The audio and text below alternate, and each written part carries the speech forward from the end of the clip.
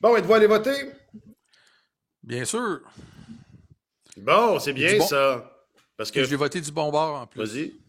Hein? Ouais, c'est Pas ça. De vrai? T'as quel voté bord? pour Non, qui? non. Du bon bord. Non, mais faut pas oublier, tu sais, là, c'est ça. C'est une journée folle, hein, avec toutes sortes de retournements de situation côté horaire. Alors, faut pas oublier.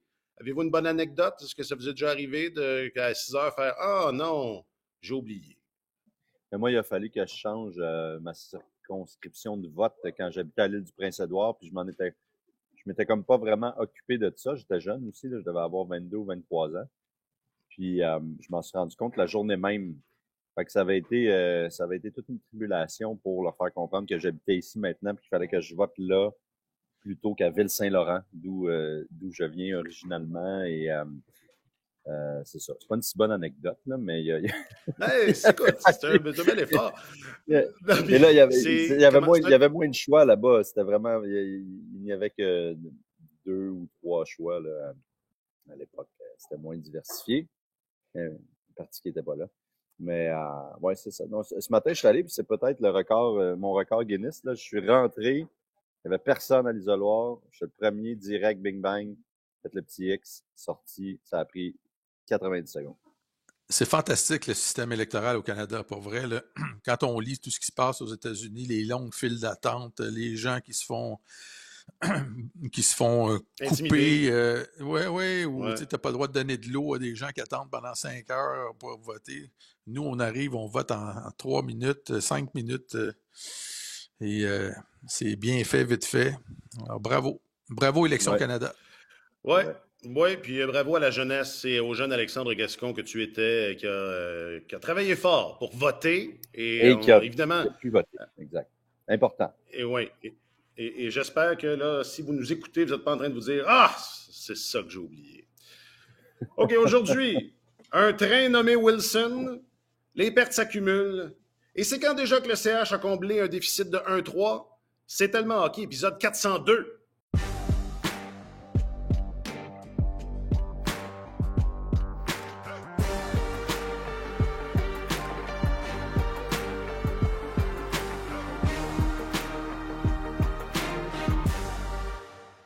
Je vais vendre le punch tout de suite, là, c'était en 2021 contre les Leafs.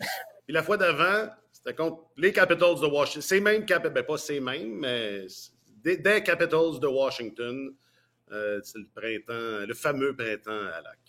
Alexandre Gascon est votre journaliste affecté aux affaires du hockey. Salut Alex. Bonjour, messieurs. T'es au Centre Bell. T'es Je au suis Centre Bell en ce moment moi, même. je me suis fait Hey, ça installer un roule. lit de camp.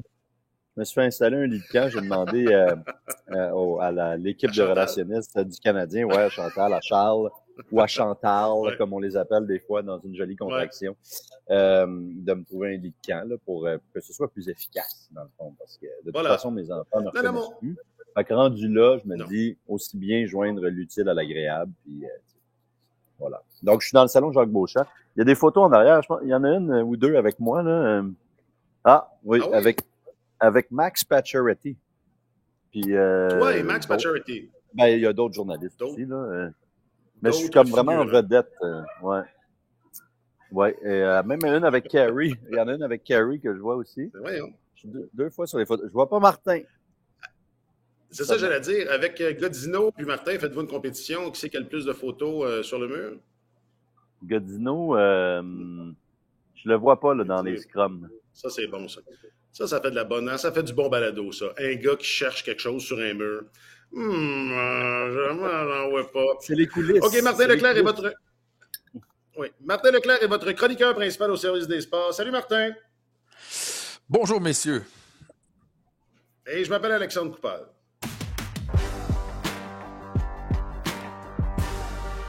Là, il va falloir démêler deux, trois affaires parce que j'ai lu que le Canadien hier avait été dominé à 5 contre 5 et j'ai lu que les chances de marquer au final étaient quand même pas loin les unes des autres. Et là, c'est vous deux que j'ai lu. Là. Peut-être que je vous interprète mal. Là. Mais est-ce que le Canadien a été dominé à 5 contre 5 hier ou est-ce que ça a été un match défensif serré des deux côtés? Et là, le premier qui parle part avec la réponse.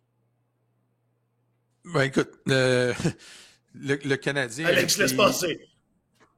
le Canadien a été menotté offensivement, il faut le dire. Là. Le Canadien a eu 4 chances de marquer de qualité dans ce match-là. Il y en a eu 2 en avantage numérique, il a marqué sur les 2.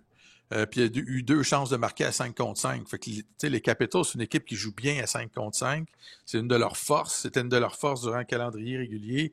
Ils ont exécuté ça à merveille hier.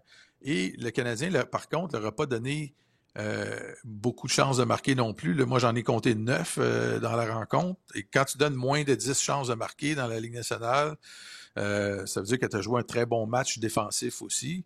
Et quand on regarde au photo finish, ce match-là, il s'est joué sur des jeux, sur des erreurs. C'était un match d'échecs très serré. Puis l'erreur de Dobèche en début de deuxième période, la rondelle qui aurait dû immobiliser, qui a laissé venir à lui. Il a laissé le jeu se poursuivre. Ça a donné une chance sur un plateau d'argent aux Capitals qui n'aurait jamais dû survenir. Le but de la victoire de Andrew Mangiapane, Caden Goulet qui part, qui se sort du jeu complètement, qui se précipite sur le flanc gauche pour aller couvrir un joueur qui était déjà avec Arber Xhekaj. Il a ouvert le centre de la patinoire. C'est une faute. Puis le fameux but sur la mise en échec, Tony Truant de Tom Wilson, là, c'est un tir d'un angle fermé, d'un angle assez fermé qui dévie sur Cole Caulfield. Là. Fait que, ça s'est pas joué. Je lisais un de nos confrères de la presse qui disait que c'était une défaite sans appel. Là. Je m'excuse, mais quand tu arrives en troisième période puis qu'il reste 4 minutes à jouer et que le match est 2-2, puis ça se finit avec 2 buts dans un filet désert. C'est pas une défaite sans appel. Ça a été un match très, très serré. Puis quand on se parlait sur la passerelle hier, on se disait, il y a des fortes chances qu'on s'en aille en prolongation. Là, ce match-là, il se passait tellement rien dans l'attaque qu'on s'attendait peut-être de voir veiller pas mal tard. Puis finalement, est arrivé le coup de tonnerre de Tom Wilson là, avec 7 minutes de jouer en première période. En troisième période, pardon. C'est pas du tout une défaite sans appel, là. On va s'entendre là-dessus. Là. On n'est pas du tout. Ce sont tous des matchs d'un but, ou presque, à part celui que le Canadien a gagné. Moi, j'ai écrit effectivement qu'ils avaient été dominés à 5 contre 5, puis je m'en tiens à ça là, parce que ils ont été dominés à 5 contre 5, pas de façon démesurée, pas les chances de marquer sortaient de partout, puis quel miracle qu'ils aient été capables de rester dans ce match-là, mais le Canadien ne générait absolument rien à 5 contre 5. Il n'obtenait rien. Et à l'inverse, il n'en donnait pas tant que ça aux Capitals, c'est vrai, mais c'est les Caps qui contrôlaient le jeu. C'est eux qui avaient un peu plus d'initiative. Puis c'est aussi la lecture qu'en a fait Carbery après le match hier. Plus de possession, plus de tentatives de tir, plus de chances de marquer. C'est eux qui avaient l'avantage dans toutes les catégories. Puis un avantage pas infime, là, un avantage marqué quand même. Donc, à 5 contre 5, moi, je trouve que le Canadien a été dominé dans le sens qu'ils ont laissé c'est les Caps qui ont eu le haut du pavé. Cela dit, les unités spéciales sont très importantes dans un match.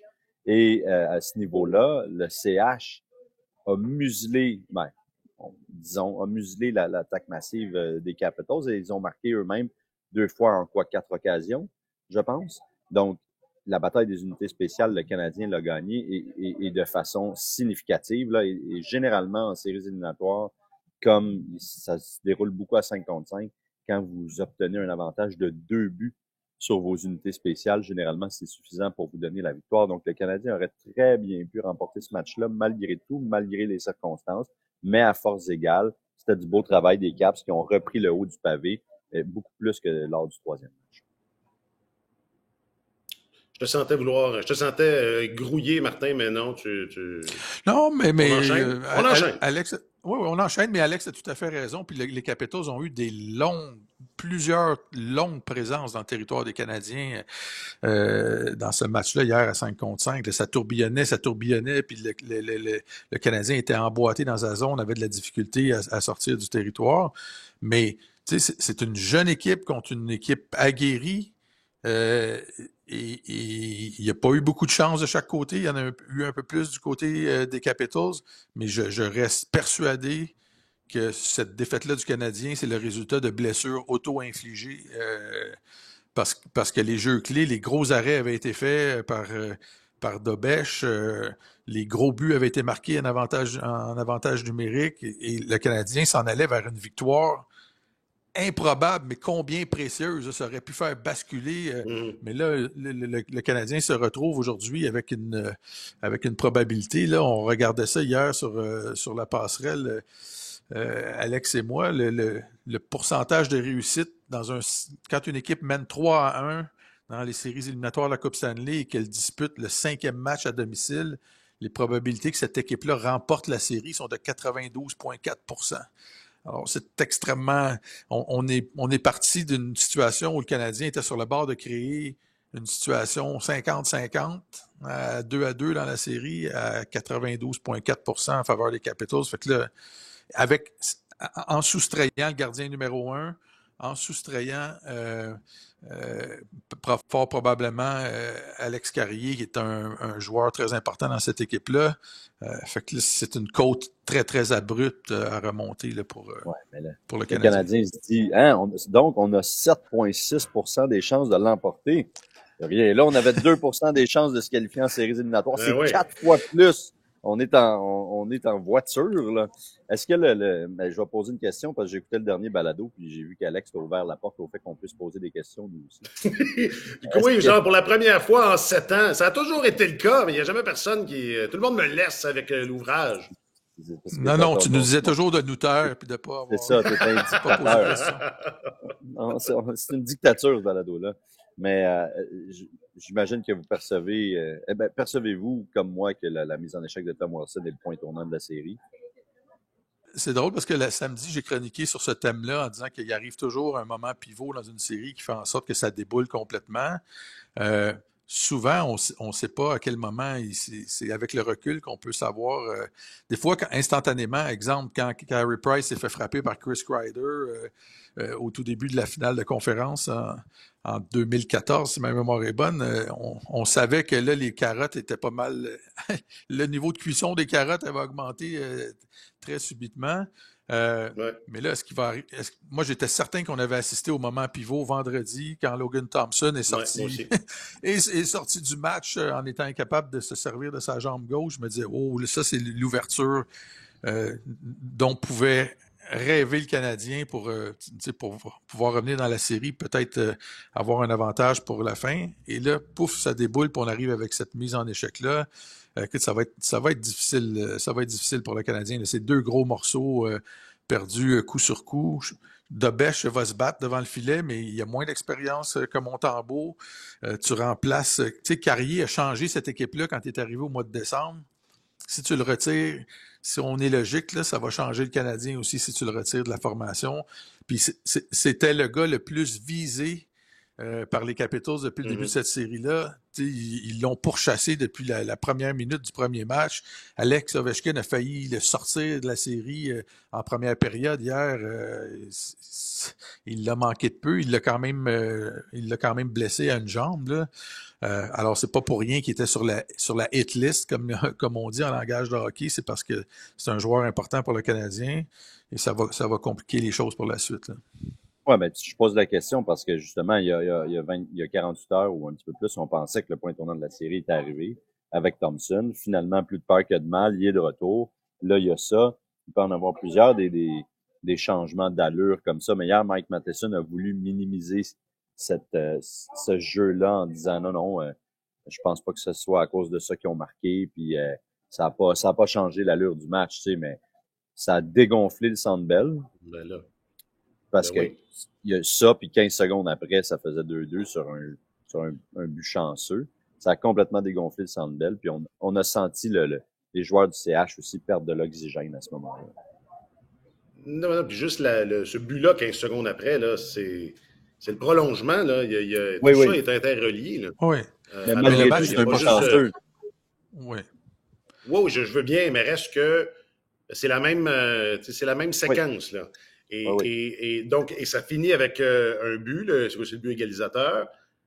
Donc, il y a comme, les compteurs sont remis à 0, mais tout le monde a vu Carrier rentrer péniblement au but. Alors ça aussi, ça laisse des séquelles dans l'imaginaire de tout le monde, mais des joueurs, j'imagine. Et ça suivait sais, je veux dire, elle marquait pas les imaginaires, la mise en échec, là. Elle l'estampillait, là. Je veux dire, c'en était toute une, là. Fait que déjà juste cet impact-là, tu sais, moi, je pense, avait le potentiel de shaker un peu tout le monde.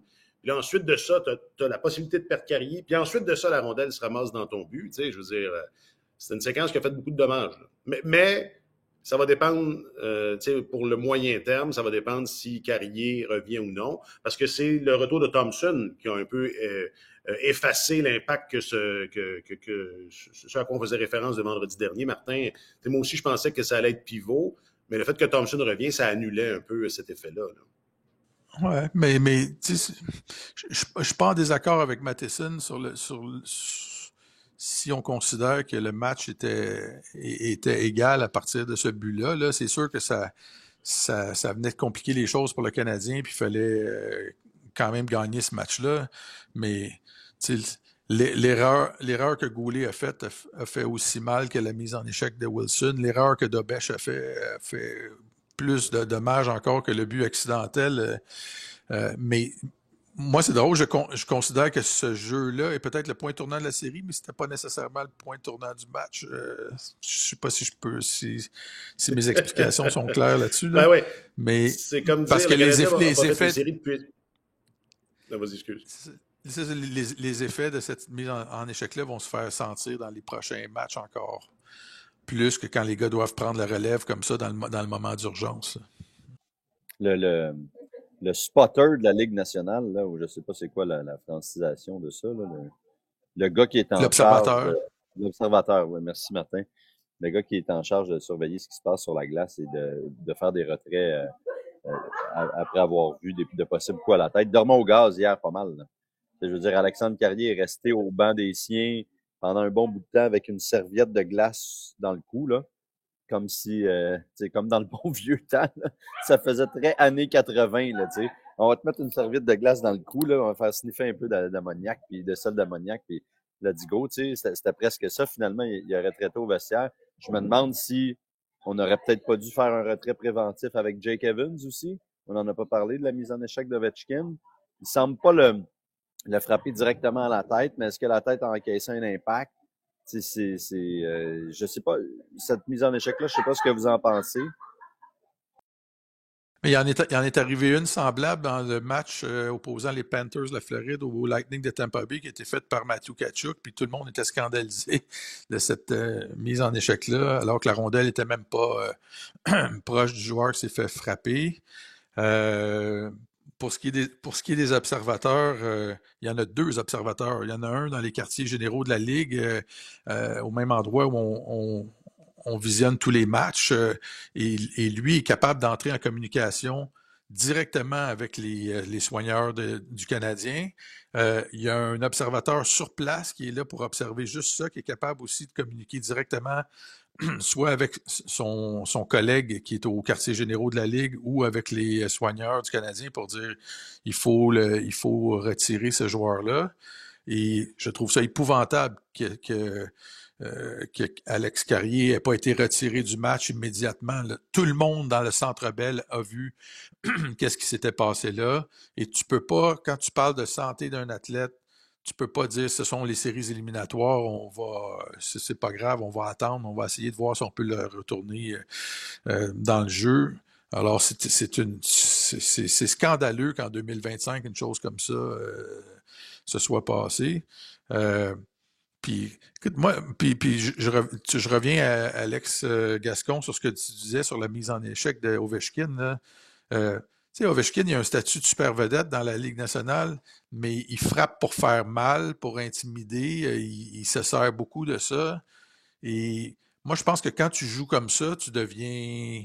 C'est comme le gardien qui sort de son demi-cercle pour aller jouer dans le jeu, aller jouer la rondelle. Là. Tu sais, tu t'impliques dans le jeu et puis ça se peut qu'il t'arrive quelque chose et je comprends pas que les équipes adverses fassent si attention que ça à Ovechkin et ne lui fassent pas payer quand il se comporte comme ça sur la patinoire. Il n'y a pas beaucoup de gens qui s'attaquent à lui.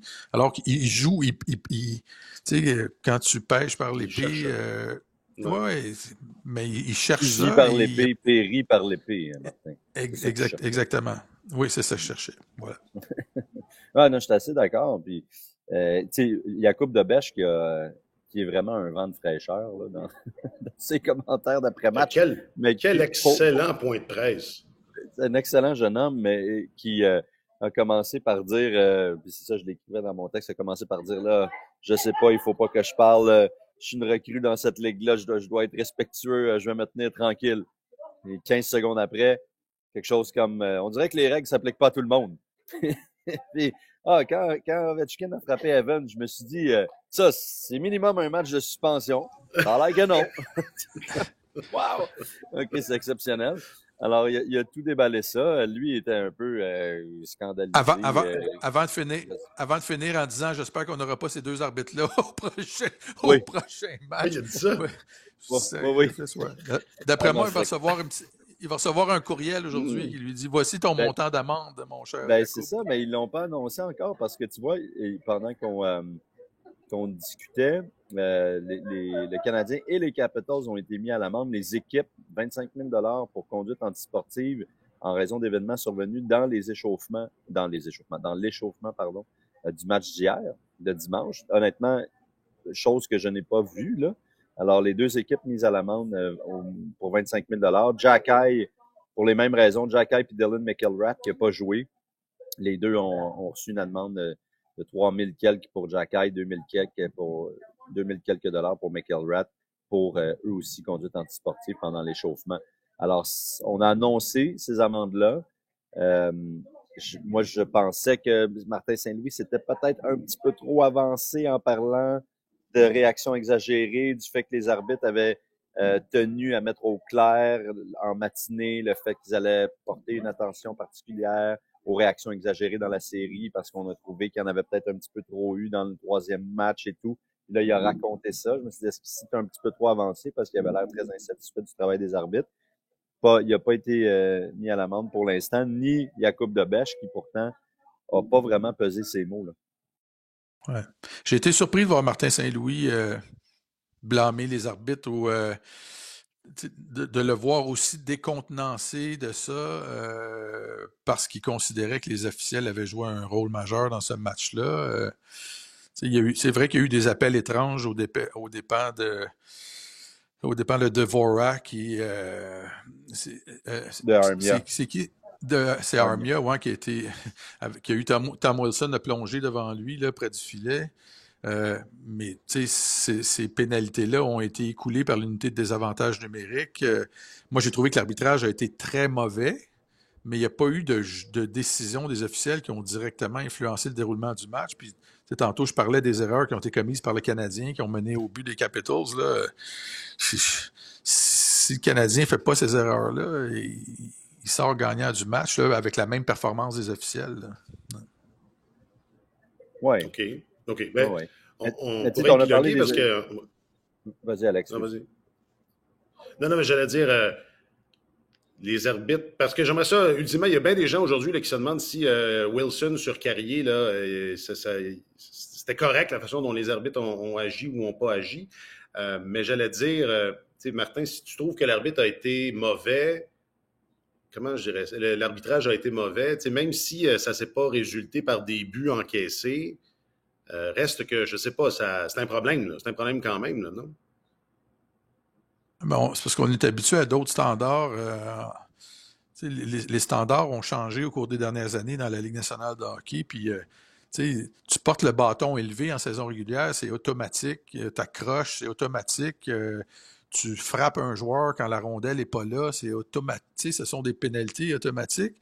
Ouais. Et là, on dirait que les officiels essaient de maintenir le nombre de pénalités qui distribuent à peu près égal ou semblable à ce qu'on voit durant la saison, mais le nombre d'infractions est multiplié par 5. Alors, ça donne des drôles de matchs de hockey, honnêtement. Puis, c'est un classique, là. On est habitué à ça. Les gens qui suivent le hockey depuis longtemps sont habitués à ça, mais c'est pas parce qu'on est habitué à ça que c'est plus acceptable. C'est correct. C'est ça. Alors, mais hier, il y a eu des gestes flagrants qui ont absolument pas été punis. des pénalités fantômes qui ont été appelées. Mais on fait l'assemblage de toutes ces mauvaises décisions-là. Je pense pas que ça a mené directement à des buts. Ouais. Ouais. Ouais, puis Wilson, tu sais, je le regardais encore pendant qu'on jasait. Bon, il y a des joueurs qui pensaient que c'était peut-être un assaut. Je pense que c'est le seul angle qu'on peut utiliser pour peut-être lui reprocher quoi que ce soit, mais honnêtement, de prime abord, j'aurais tendance à dire que c'était une mise en échec légale. Là, il donne pas de coup de patin, il se laisse glisser il donne pas de dernières enjambées pour venir le frapper. Il arrivait vite, c'est sûr. Il y avait un élan, mais il était en train de patiner, sauf qu'il a arrêté de prendre de l'élan. Il a présenté l'épaule. Il n'a pas sauté. Il n'a pas sauté. Carrier est un petit peu penché vers l'avant. Là, après ça, on peut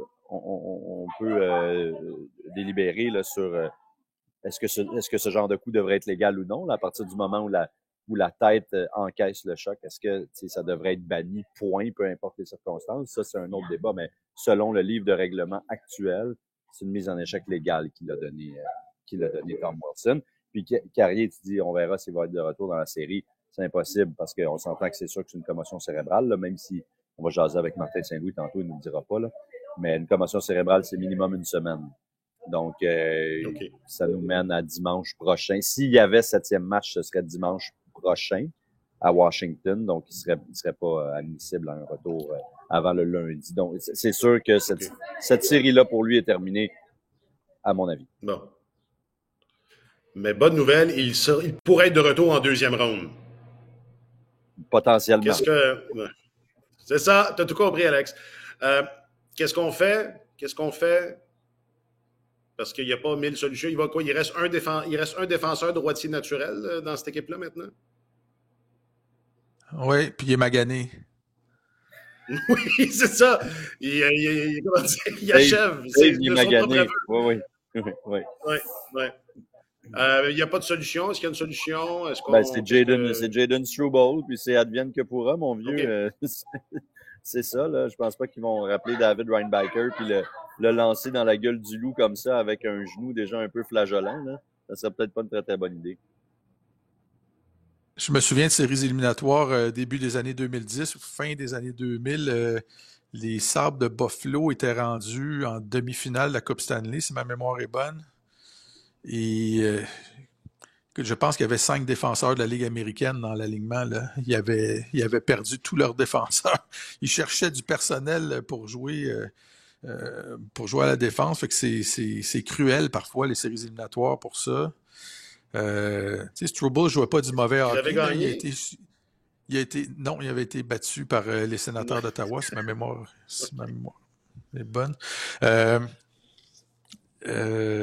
C'est ça, c'est cruel les séries, mais tu sais, Struble jouait pas mal. Il n'a pas été sorti de l'alignement parce qu'il jouait mal, c'est parce qu'on voulait ajouter un petit peu plus d'étincelles et de robustesse avec l'arrivée de Jacky, mais écoute, il va jouer du mieux qu'il peut, mais ça va faire mal à la relance du Canadien, à la capacité de relancer le jeu, alors que déjà à 5 contre 5, quand les Capitals jouent bien, on génère pas grand-chose.